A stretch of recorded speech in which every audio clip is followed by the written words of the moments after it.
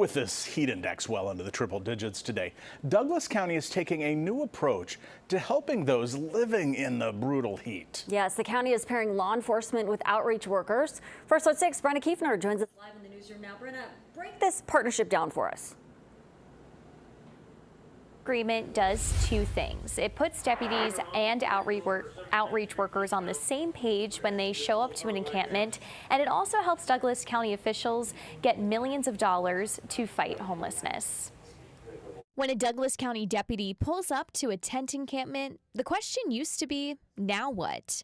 Starting now, there's an answer. The Douglas County Sheriff's Office and Threshold Continuum of Care have formalized a memorandum of understanding, which could change how the county's most vulnerable people get connected to help and how quickly. The most important theme here is teamwork, and that's why the Sheriff's Office was happy to partner with the Continuum of Care here in the Omaha metro area. Threshold COC is the federal government's lead agency for homeless services in the Douglas County and Omaha metro. It doesn't provide services directly. Instead, it connects people to shelters, housing programs, and behavioral health support through a network of local partners. Under this agreement, when deputies make contact with someone experiencing homelessness, they'll have a direct line to street outreach teams. Once law enforcement engages or has contact with individuals, they'll have a direct line to street outreach.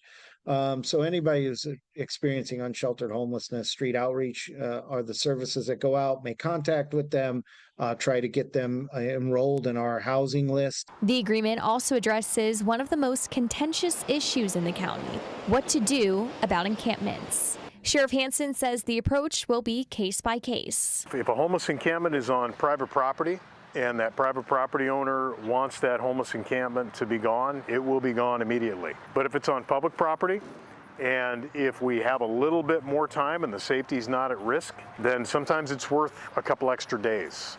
So that we don't just push that encampment off to another area and make it someone else's problem. The biggest barriers to stable housing remain a shortage of affordable units and a growing number of seniors on fixed incomes being priced out of their homes. Feldhaus says success a year from now looks like each agency doing what it does best: law enforcement handling public safety and outreach workers handling connections to services.